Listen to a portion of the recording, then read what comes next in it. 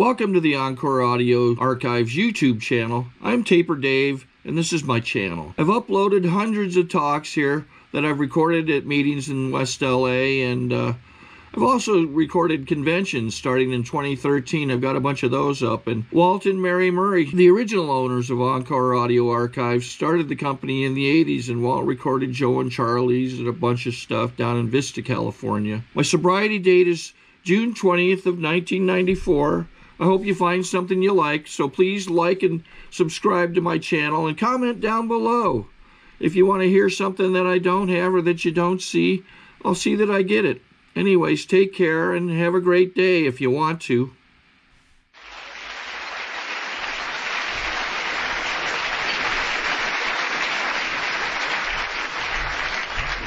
My name is Clancy Imislund. I'm an alcoholic. It's a very good honor to be the second speaker today.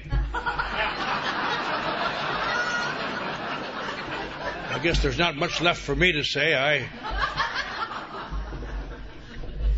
But I'm glad to be here this afternoon. I'm glad to be safe and sane and sober, as I like to say. I'm glad to be part of this meeting. I want to do something I've never done before. I don't know why I do it. I guess some weakness in me. But I want to thank Shirley for making all this possible.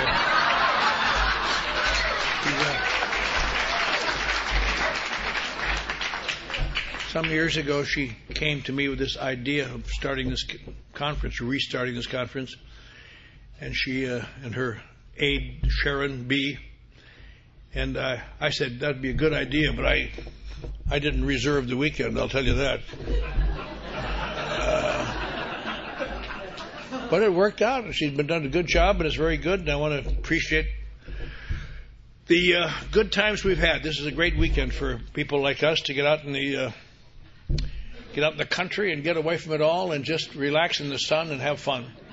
Who's sitting there? There's a seat here for someone. There's two of them over here, over there.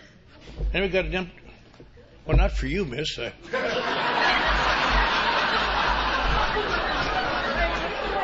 Seat over here. Seat. Here, kid, you. Sit right there. Go fast. Here comes a cripple lady.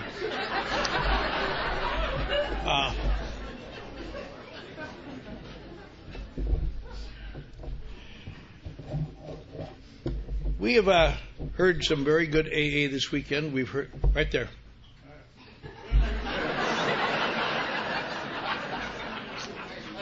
It's all right.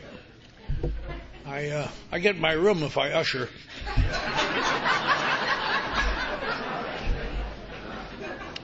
We've heard some good AA participation this week. We've heard good meetings. We heard Marie gave an excellent talk last night. We'll hear another good talk tonight, another good talk tomorrow morning, plus the meetings in between. And it just looks as though there's no reason for anybody to ever drink again, because we're all feeling good and sober and safe and sane. And yet every year when we gather here, someone who was here last year is drunk and gone. And there are people here this afternoon, who will be drunk before we meet again next year. And it seems so unnecessary and so unusual. And I look back at my life, and I think, how is it possible that I would slip year after year after year after year? But even that is more explainable than people who've been sober and feeling good and somehow disappear and leave AA without a trace. And I think I'm going to talk a few minutes about that today, because I think it's a very common phenomenon. You know, first of all, to come here in the first place, to get sober. I was thinking about this in the old timers meeting yesterday. There was a number of people got up and said, through the grace of God, I am sober. Now, there are a lot of people, I see them every day, dying on the street, who are not staying sober and who are dying on the street. And that would kind of make one think maybe the grace of God is a selective thing, that it just happens to some people. I used to think that when I was slipping in and out, when they talked about the grace of God. And I knew that the grace of God were required to stay sober. I never would stay sober because I was too bad to get the grace of God. I was raised in a rather strict religion, and I knew that when I crossed over in my teens, I had become bad, and I didn't want to be bad, but as long as I was bad, I might as well be bad. Because the God in the Norwegian Lutheran Church is not especially receptive to people coming back about the time of their finals and say, "Oh, I'm sorry now." You know, I'm 70. It's time for me to get back to church. And I lived much of my life with the feeling, I'm sure other people have too, or raised a strong church, that you can joke about it and laugh at it. I used to laugh and sit in bars and say, someday, if God exists, why doesn't he strike me dead? If God exists, why does Three-Finger Brown, Lepke, Lupkalder, these gangsters live in ease, and a mile away from them in Chicago, train hits a busload of nuns and leaves them straying for a mile like a bunch of dead penguins out there? Is that God in action? If God exists, why does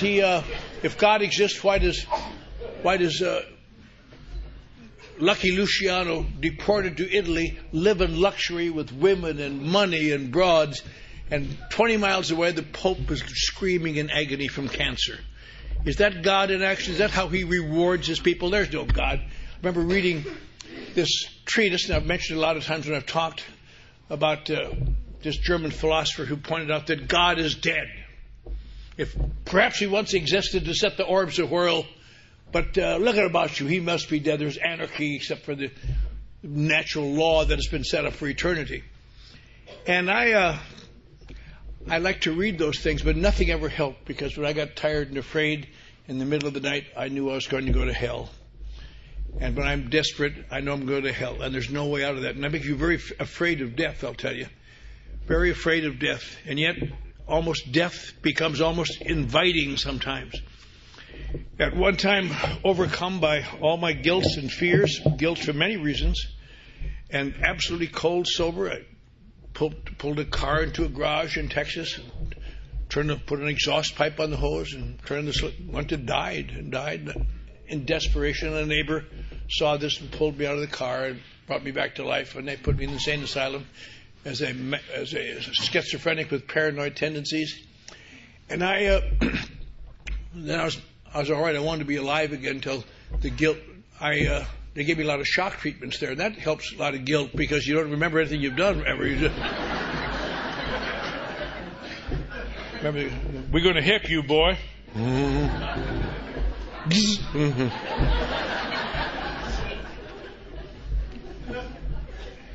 And it took me some time to get my memory back from that. In fact, it's a funny thing. I don't remember ever committing suicide, but I know I did.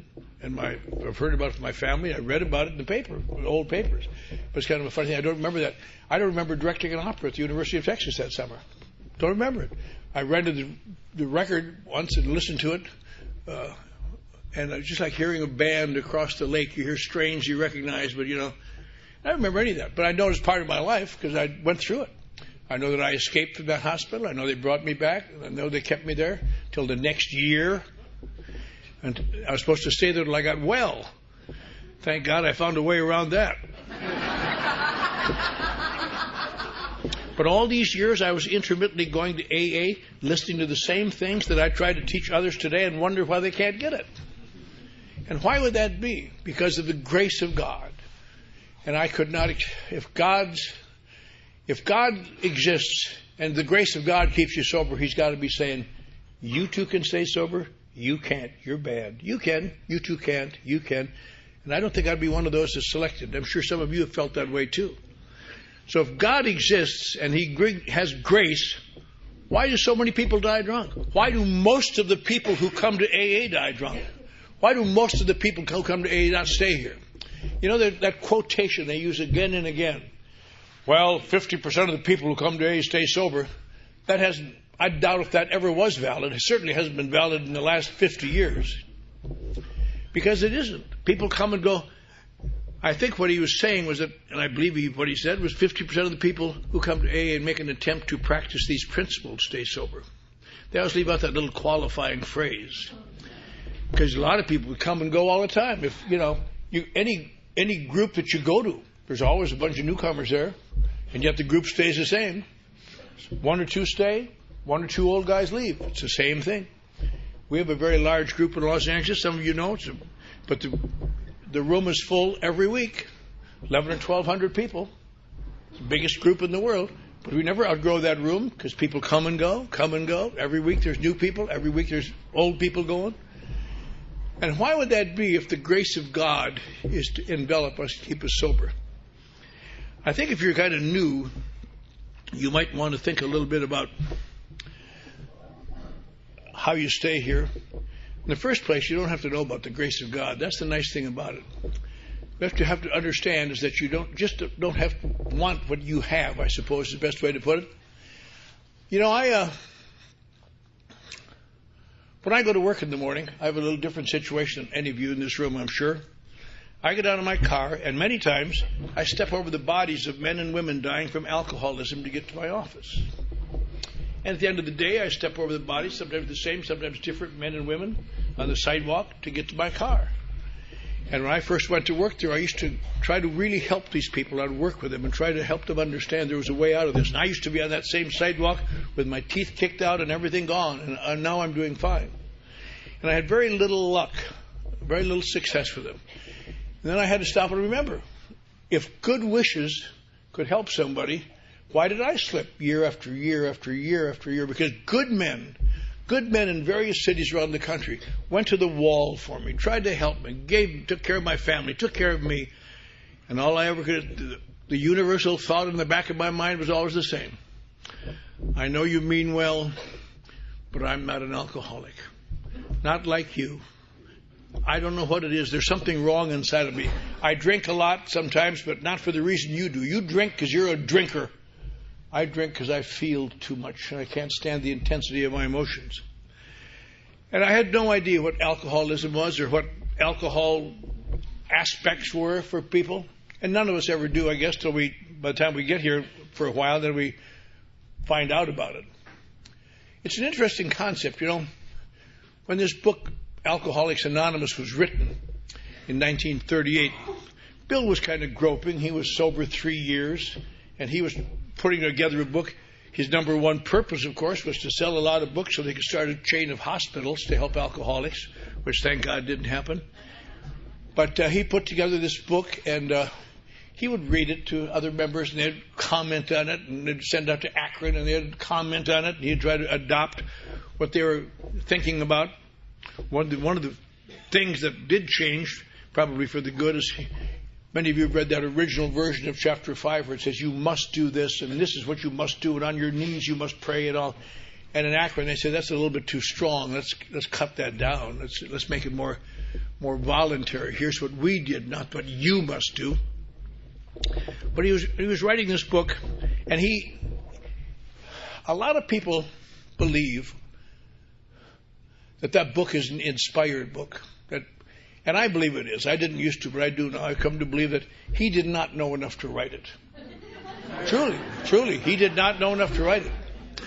That book is a miracle. Now, you hear a lot of miracles in AA. People always talk about miracles. You know, a few months ago I heard a guy say, I got up this morning really early, and I looked in the sky, and the sun came up, and it was a miracle. God had given me another day. Oh. Why don't you get up early tomorrow morning, you'll see another miracle, you dumbbell, you know. Miracles are supposed to be things that are unexplainable. And that's what this book really is. Because this guy had no background in psychology or abnormal psychology or medicine or anything. He was going on perceived things. Most of the people he looked at were not staying sober. It's a shocking thing when you stop and think. In the first printing of the book, most of the stories in there died drunk. The second printing, most of the stories died drunk. The third printing, most of the stories died drunk. And they were good people. They weren't bad people. But they didn't understand the nature of the illness yet. But he's putting together this book, trying to perceive these things, people coming and going. They were working with people all the time in Akron and in New York. And in 1938, he said, we are a group of over 100 men and women who've stayed sober a year. And he wrote later, that is not exactly true. There were 79 that I knew of, but I thought 100 sounded better. And we all understand that because we're alcoholics the way he is. I mean, you want to round it off a little bit. But he put together this book, and he knew that there was something that he couldn't understand. there seemed to be people that he saw and knew about, and we didn't know about, who seemed to be alcoholics by any definition. And something tremendously strong happens. They have a death in the family. They lose a career. They get a divorce. They get threatened with a divorce. Something significant happens. And they quit. And they quit. And they quit forever. And say, man, no more of that. Then there are also people who, to all intents and purposes, are alcoholic, who not only are psychologically alcoholic, but physically addicted to alcohol, cannot be taken off. And these people, they are the people for whom treatment centers were originally arranged, could be taken off medically.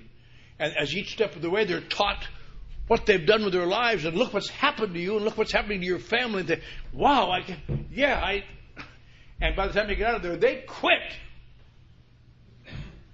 Then there are another type of people who have significant things happen to them, terrible things, death in the family perhaps, something terrible loss, and they quit. But sooner or later will always drink again. And these same people can be withdrawn in a treatment center and taught all the nature of their problems, and they understand it, and they always drink again.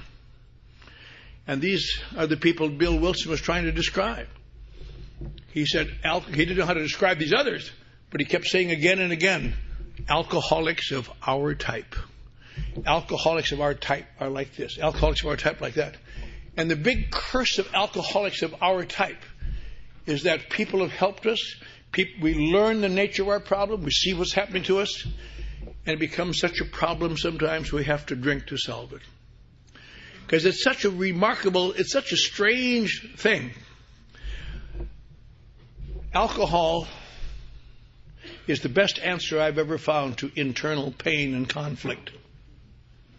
And my drinking brings me pain and conflict.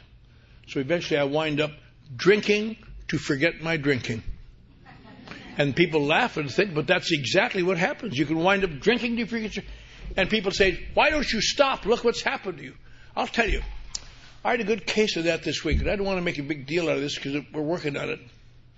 But I was called into an adjoining city where the presiding judge of the Superior Court, the top man legally in that part of the state, has been drinking, and he has got a couple DUIs. And so they went to visit him, the law people from the state, and they found him drunk in his chambers. And they took away his judgeship. He was the top judge. Then they took away his judgeship. And they put him in a treatment center over here.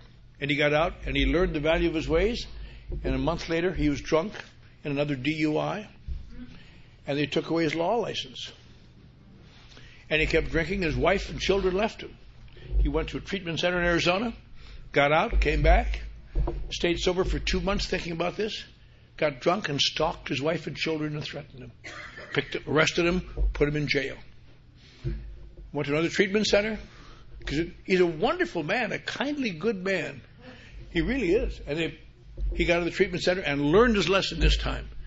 And 3 months later, they caught him driving drunk and hit and run and crazy and without a license.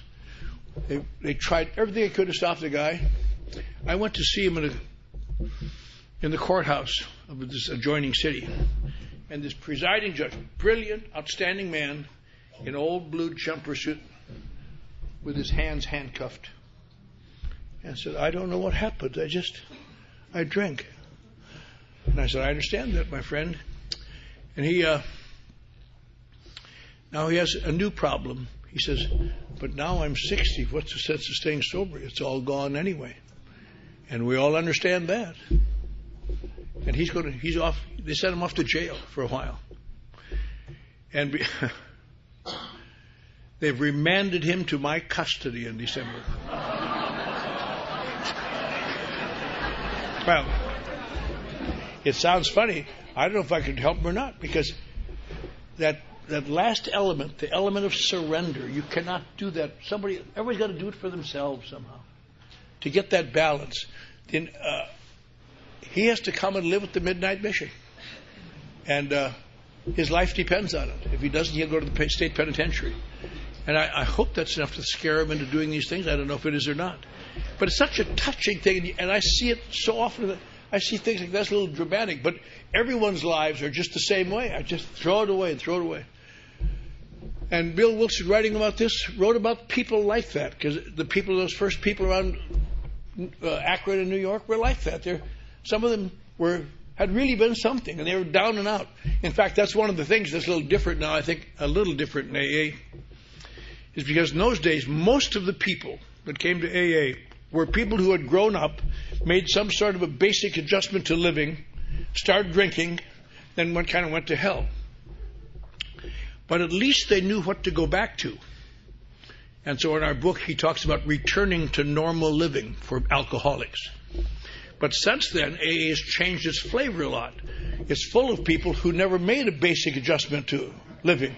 They just got goofy and have been goofy ever since. You know. And alcohol started working and saying, return to normal living. What's that? Does that mean just drinking beer? Yeah. The thing about most people, we have to teach the basics of living today. We have to teach the basics of how to live in society. We do it over a period of time. And but this capturing the ability to stay sober. The analogy I used to think of, and it's really correct, I guess, is that a couple of years ago, I took one of my grandsons out in my backyard on a driveway to teach him how to ride a bicycle. And I put him on the bicycle, I showed him what to do, and he fell down. And I put him up again, and he fell down. And 2 or 3 of those things, and he was bleeding from the elbow, and his mother came out and raised hell with me. And I had given her life.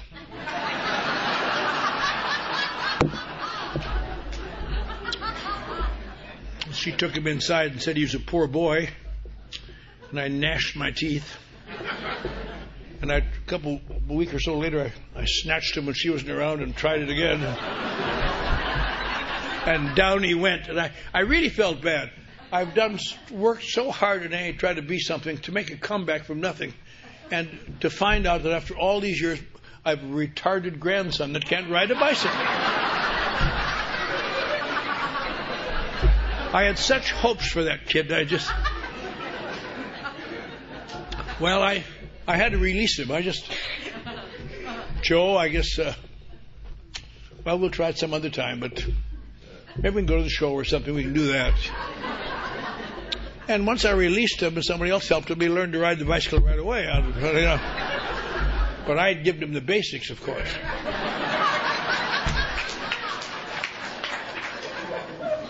But learning to ride a bicycle is a strange thing. I loved that little boy. I would give my life for that little boy. But I could not give him the ability to ride a bicycle. Everybody's got to learn for themselves to ride a bicycle. Nobody can give it to you. You can give people you love, you can give them your money and love and all sorts of things, but you can't give them the ability to ride a bicycle. Everybody's got their own bicycle, fall down, get up and fall down. Some never do learn, so they don't keep doing it. But most of us who ride a bicycle know that somewhere along the line, one day, out of nowhere, you get a sense of balance. You can't explain it. You don't know, you can't give it to anybody else. But now you could ride a bicycle for as long as you live. Or you can ride a motorcycle. You can do anything. And you can't explain it. And it's almost that way with sobriety, it seems like sometimes. Some people seem to get sobriety their first trip. And some people go year after year and keep falling off and can't understand why. And that's the puzzlement of this whole disease. When I said this book was a miracle, I'll tell you why it was a miracle. Because a guy who didn't know enough to write it wrote a book that has changed more alcoholic lives in the last 60-odd years than all other therapies combined in the history of mankind for alcoholics of our type. There has never been an effective answer to alcoholics of our type. There have been people in churches who swore off in the church and swore off of this reason and that, but alcoholics of our type have never had a chance. And the only one thing wrong, really, is that we deal with the emotions of humans, which we'll never get rid of, and in alcoholics they seem to be accentuated a little bit, a little more intense. You know, I like the term alcoholic emotions because it makes you kind of a misunderstood, sensitive person. Another word to describe those emotions are immature emotions, childish emotions. If you want to see alcoholic emotions, stop by any schoolyard and watch them play for a while. Mine, not mine. I love you. Hate you.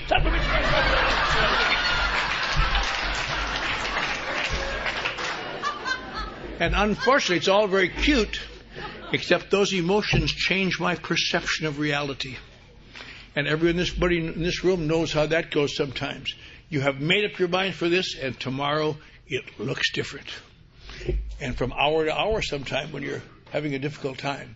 And ups and downs and vagaries. And that's why I think so often alcoholism is described by well-meaning people as something like manic depressiveness or schizophrenia, because we go from one to another. The swings are so large, much larger than in most lives. And so they want to ascribe particular emotional illnesses, and that's why it's so common for doctors and to prescribe medications for these illnesses, which dull you down so you don't have those swings. But you don't live in reality completely either. The thing that makes Alcoholics Anonymous so startlingly strange and good is that somehow here, if you can get this balance on this emotional bicycle, there's ways to do things that will enable you to stay sober as long as you live. Not only stay sober, but to feel good most of the time. And that's the best you can do. Because no matter how hard you work the program, you never rise above human being. And human beings have ups and downs. And most of us think, well, I've had a bad day. Maybe I need professional help. You know. They used to come to the Pacific group and tell me that I need professional help. I say, go over there and sit next to him. He's a psychiatrist. Maybe he'll talk to you during the coffee break. You know. That's it. They think AA is all right, but I need a more spiritual life. If I could just get back to the church and bury myself in the church, I think that's fine. But I've been flown across the country 3 times to a place in the East where they send alcoholic clergymen from all over the country. And they come in there weeping in frustration because they want sobriety. They can't stay sober. They love God. And they feel they're letting God down. And AAs teach them how to stay sober. And they go back to their parishes, and now they can love God and stay sober. Everybody wants to find some way to do it other than AA. And I found another way, so I'm going now.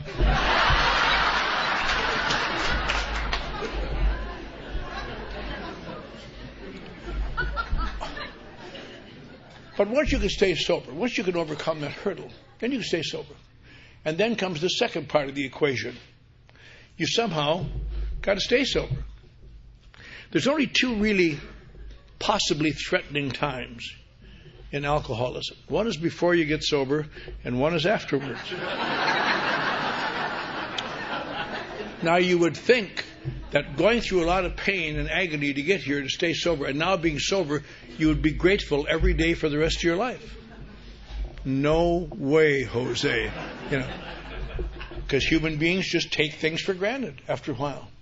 That's why I always, I remember, dumb little example, but moving out here in California and I lived in Pasadena for a while near the mountains, and my parents came out, my father came out and said, "What beautiful mountains." I said, "What mountains?" I'd see them every day, I forgot they were there. People who move to the ocean lose the ocean. That's why I wouldn't want to live on the beach, because after a while you lose the ocean, you don't see it anymore. And it's got to be something out of your range of thought. Nothing is wonderful after you're used to it. I wish it were, but human beings, the example I've used so many times, but it's still the best one I know. It's when you're a sponsor and you get these calls from newer people. That hideous call that is the worst of all. "I want to talk to you about my new relationship." And you hopefully have your aha machine on and put...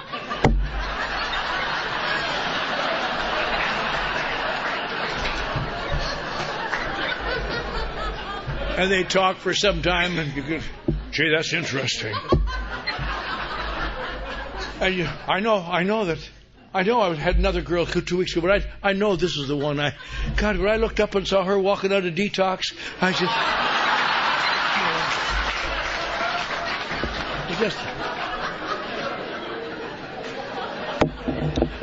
Makes you wonder if maybe Prozac is not really the answer after all. There's a great new book out, incidentally, called the Prozac, Prozac Flashback or something, written by an outstanding doctor who has done a research on Prozac, and he talks about all the people who have committed suicide on Prozac and other things, and a little bit about what it does to the brain. You might want to read it the next time you're looking for an easier, softer way.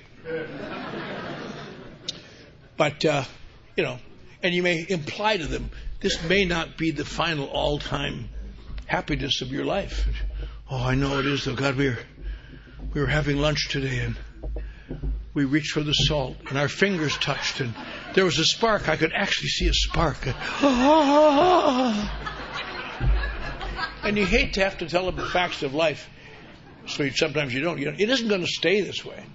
It isn't going to stay this way. No matter how deep your love is, even if the chance in 3 billion that your relationship lasts for any length of time at all, and you finally get married, and you live in a little house 3 years from now, and a little toddler playing in the yard, and there's a white picket fence, and you just know you're the happiest man in the world, and you're going to be sitting at lunch, and you're going to reach for the salt, your fingers are going to touch, and you're going to say, give me the goddamn salt. It's just the nature of life. It's just the nature of life.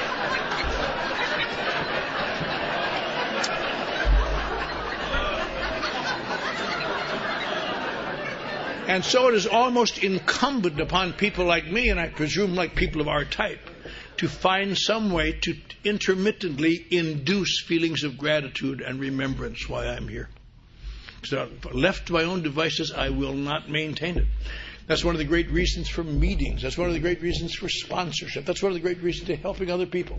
It's not because you want to be intrinsically good, although we'd like to think we're being self-sacrificing, but we are also getting continuing efforts. And this grace of God continues. I had a great deal of difficulty understanding that to get sobriety and to maintain sobriety. Because when you stop and think about it, and I know some new people here, what is the grace of God? What is the grace of God? I didn't even want to hear about it. Well, another term for it, you might call it peace of mind. Could call it serenity. Could call it some ability to live in the world without perpetually your mind being on fire. I remember I was sober a little while, and I was avoiding God, and I had to stay away from God because if God existed, I was doomed, and I couldn't bear it. So I was trying to enlist my sponsor. I said I had to have a higher power, and I selected my sponsor. And people would laugh at me at the club and say, "There's that guy who thinks his sponsor is God." I never thought he was God. But I thought that he might, I believed in him. I could bear to believe in him. But in my efforts to do what he said, once in a while, I got a little bit better, and I got to believe in AA. And when he stopped doing the things that he was teaching me long enough and got drunk and died, it put an exclamation point on it. People said to me, you're only 3-4 years sober now. You're not wrapped too tight at best, and now your sponsor's drunk. Is this going to kill you? And I said, no, that really proves what he said is true. He said, if you don't do these things, you'll get drunk. And he stopped doing them, he got drunk. Then I got another sponsor who was the most active person I know. I didn't like him very much because he was a little too smarmy for my taste, but he was active, and he became my sponsor for many, many years, and he pulled me along. But over a period of that time, in the early years, I became able to identify the grace of God. And the analogy I was able to think of in my first year of sobriety, I guess because I heard a tape of me when I was 14 months sober, somebody played it for me, and I believed it then, or at least I was talking about it. And that is this. The analogy I was able to think of is this, that either God has grace for everybody, or else he just has grace for some. If he just has grace for some people, I don't want anything to do with that God anyway. To hell with him, because he won't like me.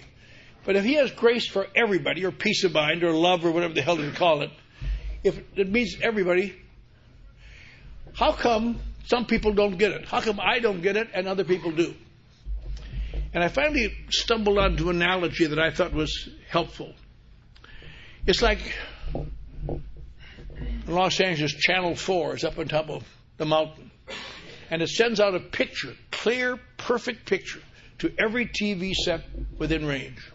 It doesn't care what kind of a set you got, whether you got a Sony or a Mitsubishi or an old General Electric, what the hell it is.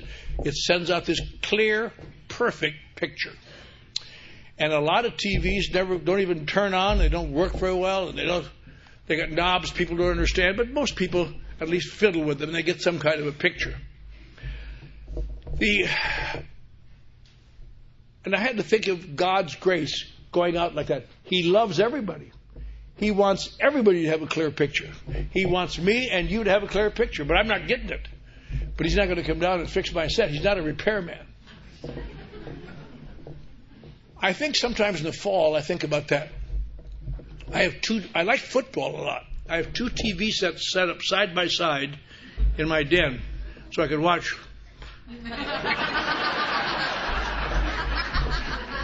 And these same grandkids, and some others that join in, they're getting a little older now, so I'm able to slap them so they stop doing it. But when they were younger and I couldn't really reach for them, when I'd go to the washroom or something, they'd come by and change all the knobs.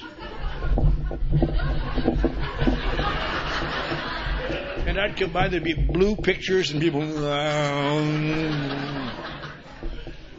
I immediately learned over a period of time, I learned what the hell. I learned that the vertical hold gets the picture to stop going this way, and the horizontal hold gets them. And the tint gets their skin back from blue to pink and on and on. And there's nothing to it.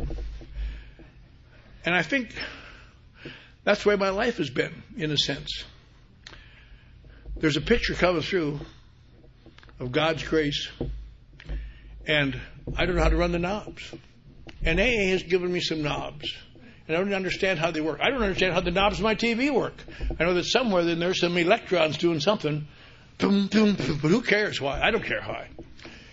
And yet I have the same set of knobs, only my knobs don't say vertical hold, and they don't say horizontal hold, they don't say tint. They say things like prayer. They say things like meetings. They say things like extending myself to help somebody else when I don't feel like it. And on and on. And I've discovered those knobs, when I do them, bring in a rather clear picture. But unfortunately, my living TV set seems to be on the back of a pickup truck. Every time I get a picture, it goes, oh, shit. And somehow or other, I have to maintain the knowledge that if I keep doing these things, I will intermittently get a good picture. If I get tired and blasé and say, enough of that, I'll find a better way, the picture gets bad, and I don't blame me. I blame NBC up on the hill. And so somehow I have to, since I'm weak, I wish I was intrinsically strong. I'm weak. And I've come to believe almost every human being is sad. Even the strong ones are weak at the right places. But I have to surround myself with people doing the same things. And they will pull me along. And I have to force myself sometimes to remember the intrinsic basic laws that I've learned in my early sobriety. Do what you said you would do. Be where you said you would be when you said you would be there. Don't take out your hostility on people who can't answer back. Children, waiters and waitresses, employees. On days you know you're having a bad day, and we all have them, watch that damn mouth, because you can cut people to ribbons and not even be aware why they turned on you. And all these things. And nobody ever learns them very well, but you have to remember them. But the gradual result, of course, is that little by little, this picture comes through. There's always, I guess, as human beings, we'll always have a little snow in the picture, and we won't do it very well. I think it's kind of sad sometimes, because we like to think there are some people who automatically have that picture all the time, and they lead us. Here's what you do, and you'll have it all the time. But you won't have it all the time, and they don't have it all the time. You know, think about these evangelists who, on television, you'll stay, if you find Jesus, you'll be all right. And over here in India, gets nailed with an old hooker on the street, you know. Well, maybe it was all right. I have no way of knowing.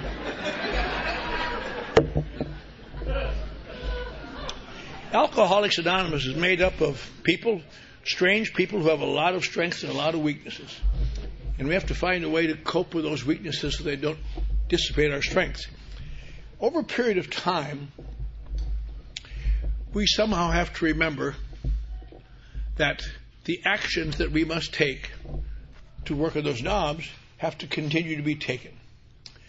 It is so inviting sometimes to say, well, I've done my share. I remember I've seen a couple old-time speakers who said, I don't go out anymore because I've spent my time on the freeway. It's let somebody else do it. I don't go to meetings much anymore. I'm all right. And watch them get more and more sour and more introverted. Because the enemy of people like us is time to get inside of ourselves, I think.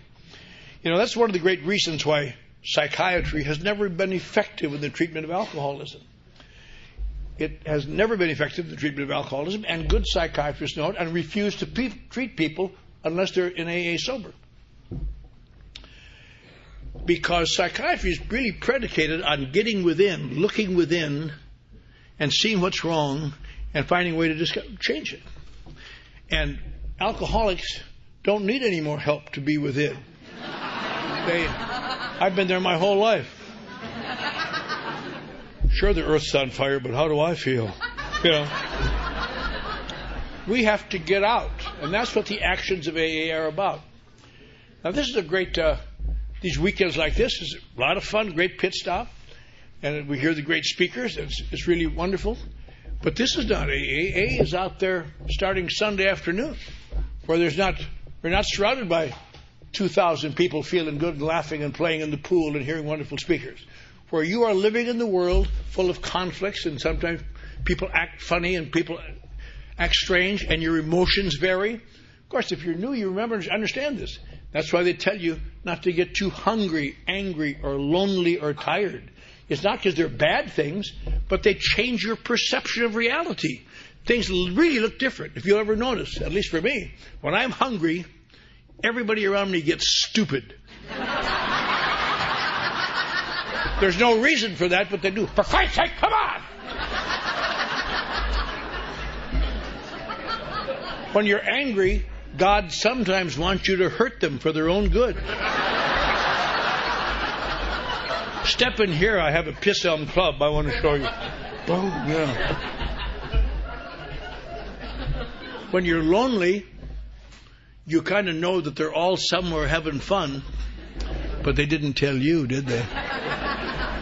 They don't really like you after all you've done. When you're tired, they attack you sometimes.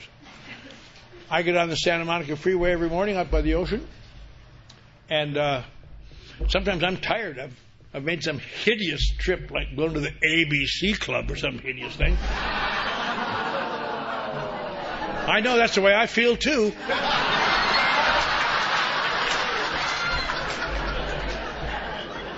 Well, it should be the ABC because that's Friday night. I'd be sleeping the next morning, but someplace in the middle of the week and you come back and you're tired. But I've been sober a long time. I know how to look as though I'm okay. And I get out of my car and I drive downtown on the Santa Monica Freeway and I hum. I'm just fatigued, but I hum little songs. But they know. Same old lady up around La Cienega says, there's the boy. See the boy in the gray car? He's exhausted. I'm going to cut that son of a bitch off.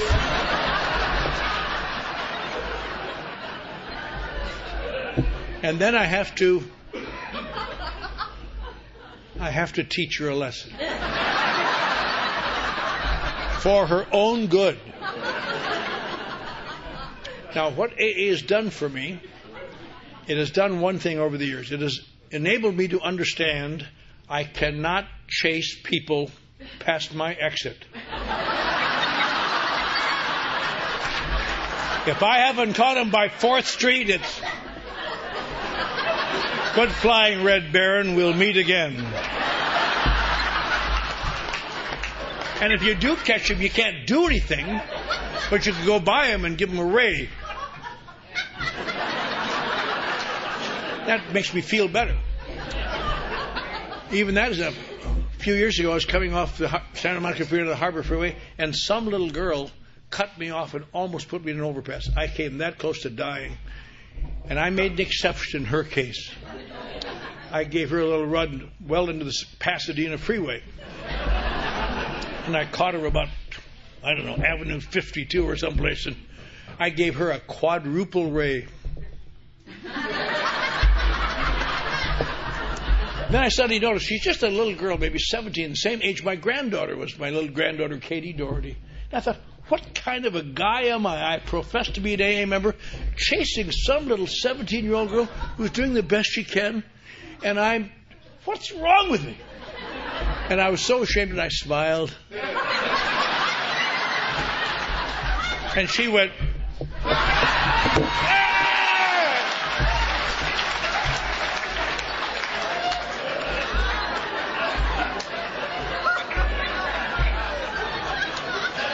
but that's what you face out there, folks. You got to be careful of watching these emotions, because they literally change your perception of reality. And over the years, people have, a lot of people have been able to stay sober, and a lot of people haven't. And it is my belief that we have to be very careful also in AA, because I believe there are people in AA who used to be drinkers, who have stopped drinking, who are alcoholics of one of the other types, because they seem to be able to come here and stay sober and not have to do the things that I have to do. And that's dangerous, because they lead people into thinking they don't have to do them either, and they all get drunk, except Typhoid Mary. Remember the story about Typhoid Mary? They found a lot of deaths in Massachusetts on Cape Cod, I think about 1900, and they found several families that had typhoid fever. There weren't any cases of typhoid fever anywhere. How could this be? And they had a long investigation. They finally found out they had all had the same Irish cook, Mary Delaney. And they got her, and she was suffering from typhoid fever. But she had no symptoms of it, so she didn't even know it. But everything she touched got typhoid fever. And she was just heartsick when she discovered that she'd killed these people. She just had to put her in a hospital and finally stay there. But that's where the term Typhoid Mary comes from. Someone who survives but kills others. And that happens in this program. And that's why you cannot trust some false prophet who says, you don't have to do all those things. Maybe he or she doesn't have to do them, but I have to do them. And if you're an alcoholic of our type, you will have to do them too. And there's, it's so easy to get distracted from this. And so what is the thing, up in Toronto, I go up there and speak every year one day, and in January, all the good speakers are speaking in Florida, but I get down there in July.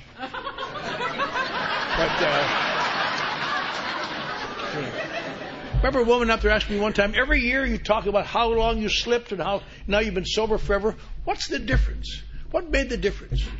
And what is the difference? Hard to tell. And I thought about that a lot. And the difference, as far as I can tell, is basically this: being willing to do things I disagree with. I don't know a single sentence that is doing things I don't want to do that I disagree with. If I would say, what is the difference between me and these men and women dying in front of my eyes on the sidewalk in front of the Midnight Mission today? What is the difference? If I had to put it in one sentence, they refuse to do things they don't agree with. They will not do it. And that's all there is to it. They may do it very briefly, but they say no. And here we have to learn a different philosophy, I think, if you're new especially. The philosophy of deferred reward. There's not instant reward like having a drink of whiskey and getting that bang. Here we have to take actions, and you have to depend on... That's why it's so good to have someone ahead of you that you believe in, that you respect. Don't have to like him, but you have to respect him. I know my sponsor, the thing that won my heart was I heard him talk after he'd been my sponsor a while. First, I was about to leave him again, and I heard him talk about emotions that I thought, my God, I'm the only one who ever had those emotions. And he impressed me with that, and I started to feel he might know some of the things that are inside of me. And I began doing things to please him, not for screw AA. AA doesn't work for people like me, but to win his friendship. And that saved my life. Because the actions don't care why you take them.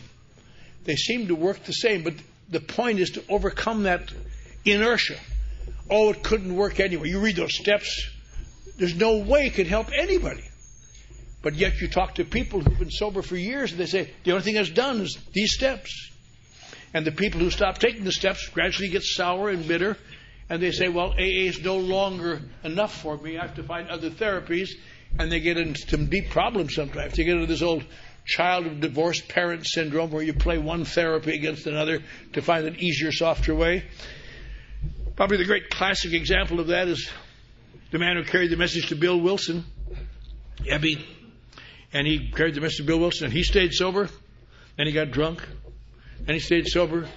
Then he got drunk. He could not stay sober. They finally sent him down to Texas, down to Dallas. They sent him over to Midland, Texas, and some guys took care of him, and he got away from all of that pressure of AA internationally, I guess. And I heard him talk in 1960 at the International Convention, the only talk he ever gave. And Bill Wilson, they say, sometimes you hear people say here, well, the book doesn't mention sponsors. Maybe not, but I heard Bill Wilson say, I'd like to introduce my sponsor, which is kind of an important thing. Book doesn't mention meetings either. But he gave a good talk, and he went back to Texas again, and he got brooding. You know what brooding about? Because Bill Wilson got more attention than he did. And he said, I brought the message to Bill Wilson, and they just treat him like a god. They treat him like I'm just some stepchild. And he had some other problems with a woman, and he started taking pills and got drunk again, and Bill took him up to a home up in New York State, and they just kept him in a rest home till he died. But now here's the guy but he could not take directions from Bill Wilson, because he told Bill Wilson how to get sober. And now Bill Wilson's giving him directions. That's why it's sometimes difficult, not always, but sometimes difficult to have sponsors who have significantly less sobriety than you have. Because when the chunk hits, you think, yes, I'm sure it looks that way at that length of sobriety, but I see it differently. We have to be able to surrender. I think surrender is the number one word here. To surrender to actions that whether or not I agree with them. And that's why it's important to have someone issuing those directions that I believe in and trust. Because if I don't dare overrule a series of, I can debate in my mind. All of us do that, debate. I don't think that's right. But I heard one of the guys' sponsor once, he said, if God told me to go north and my sponsor told me to go south, I'd go south. Because I might be misunderstanding God. And I misunderstood God a lot. My early days, I heard his message, but I just missed part of it. I missed the do not part of it. Do not quit your job. Whatever you say, God, I quit. Don't get in a fight in the AA club. Well, get in a fight in the AA club? Okay, Father. I have to be very careful because my frame of mind will sometimes interpret God's messages differently on different days. That's why it's so important that I hear the voice of God spoken through someone with a rational mind and who is not involved in my crap. And that's what it all boils down to. It isn't any big, difficult thing. We are here sober. That means the grace of God is working on us. And now it is necessary for me to keep at least tuning that set to a certain degree as long as I live. If I'm uncomfortable, I got to tune it a little more strongly, I guess, to get a better picture. But you and I are never going to become perfect. We're never going to become wonderful. I think one of the greatest things that Bill Wilson ever did, he took that Oxford movement, those four absolutes, and threw them out. Because people like me are absolute people. I want perfection. I'll do it right. Where the hell with it? And in AA, that's not correct. Absolute honesty. Well, I cheated a little bit, so to hell with it. Not going to try that anymore. The great thing at the end of chapter 5 that we read, no one among us has been able to maintain anything like perfect adherence to these principles. We are not saints. The point is, we're willing to grow along spiritual lines. And some days we're not as good as others. And some days we're weak and heavy laden. And some days we're strong and powerful, apparently. And some days we feel good, and some days we feel sad, and some days we feel lonely, and some days we feel glad. But it continues, the flow of life continues. When I work with others, that turns a knob in me that makes that picture a lot better. I sometimes don't feel like turning that knob because it's inconvenient. I don't want to do that anymore. I'm tired of listening to people whine. When do I get mine? Never realizing that that's how I get mine. And sitting in those meetings, I can't imagine what it would be like not to have a home group where they expect me every week, and I sit there, and I sit there and I do an appearance before God that I'm here in my seat, and people say, well, I go to meetings. Where do you go to? Well, I go to meetings. Well, I feel like it would just seem lost to me. That is not turning it's turning a knob very poorly. I think of the knobs are sponsorship. If you can't always sponsor people, there's always people to sponsor. But you can be helpful to new people. You can be helpful to new people, and you can give them a little of your time, and you can offer a ride home, and you can maybe buy them a meal if some poor bastard isn't eating right, and do little things like that, even though it's inconvenient. And you can pray and ask God for strength to know His will for you and the courage to carry it out. And you can take little efforts, and when you realize that you've been acting like a fool again, you can say, I'm sorry. That's a hard thing to do. When you're new, you hate to do it. When you're old, you hate to do it. But you can say it.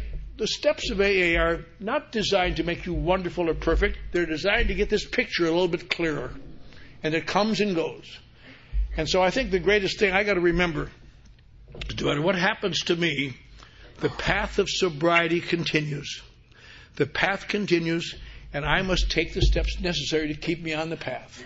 And hopefully I will feel good. I sometimes think about that, and I think the best psychiatrist I ever knew told me that I would have to take medications for my mental illness as long as I lived because of the intensity of my emotions. Successful suicide, slashing my wrist another time, being locked down in a veterans hospital in a padded cell. I mean, mentally gone. That's why I drank, because it eased it off. And now I have no drinking and I can't stand it. And I think about that. What am I doing here? One of the great things that happened to me is when I was new, no one would give me any medications on charge accounts. And so I had to find some other way out of the pain, and the pain drove me into taking steps and actions to please that old man that changed my life. And now I haven't had a medication in 42 and a half years. And I haven't had any therapy except Alcoholics Anonymous. And I cringe when I hear people get up and say, well, AA is all right for my drinking, but what about my emotions? That's what it's about. It has nothing to do with your drinking. It has something to do with your ability to perceive life in a positive way. And it is my believing that you do that, you'll stay here. When I was in that Texas nut house at Big Spring, they took me off the electric shock ward because they put an alcoholic ward, and I hustled this guy into thinking I was an alcoholic. And they transferred me to the alcoholic ward. Les Ross ran that ward. And I'd never been to meetings in that area before. And how they started the meeting there was just hideous, It might be okay you heard a little bit of it yesterday, Most in California we say, my name is Fred and I'm an alcoholic. We'll say, hi Fred. In Central Texas, they say, my name is Fred and I'm an alcoholic. And through the grace of God and the power of this simple program, it's not been necessary for me to drink any alcohol or take any mind sedating or medication since my sobriety date. And for this, I'm truly grateful. Then they all say, Fred. Now, that may be all right for somebody when you're just coming off shock treatment. Just,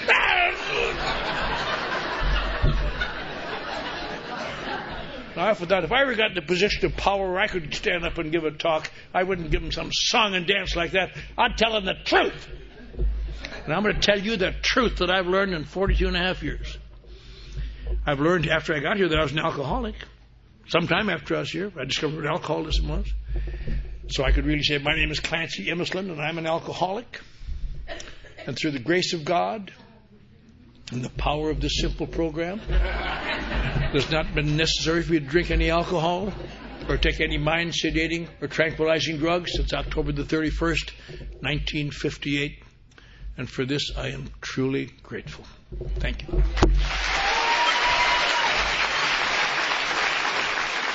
Sorry to interrupt your viewing. Taper Dave here. Just wanted to take a second to ask you to like and subscribe to my channel. Let me know if you like what you're listening. I've got some very good talks here, and this one's a great one. Just curious, do you think this is better than Zoom? Tell me what you think. Okay, this is how I prepare my drone for launching. I like to do it inside the cab of my truck so I'm not standing outside in the weather. To install the joysticks for control, up and down, right and left, powered on. I have an Android phone that I use to connect it to the drone with. And it's actually controlled through the iPhone, through an app. Oops, wrong way. It's actually controlled through the iPhone, or through this Android phone, through the app. It's actually controlled through the Android phone, through an app, and you connect it through this short connection right here.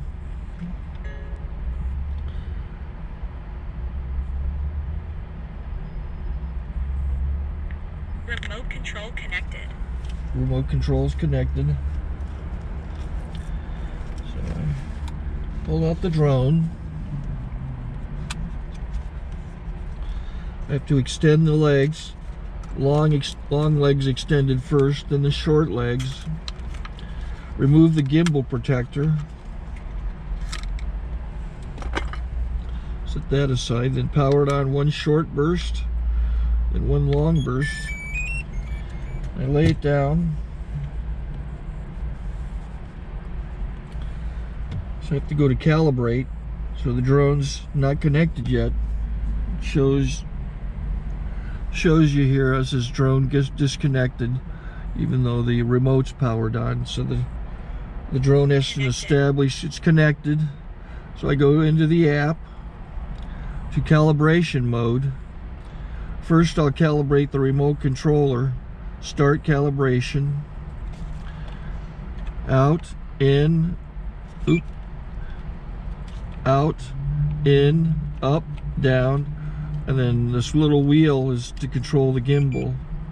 So it's calibrated. Go to gimbal calibration, start calibration, and then it calibrates the gimbal.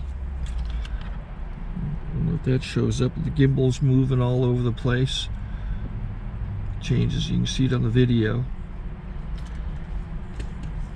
And I'm calibrated to take off. It's acquired 7 satellites at the moment. There are 26 satellites up in the sky, which it has to acquire before you can take off. So it's connected. It's got enough satellites. This is white. I can go to press this little arrow button, swipe right to take off, and it would start the motors if I slid this to the right. But I'll wait till I get outside. Don't want to do it inside.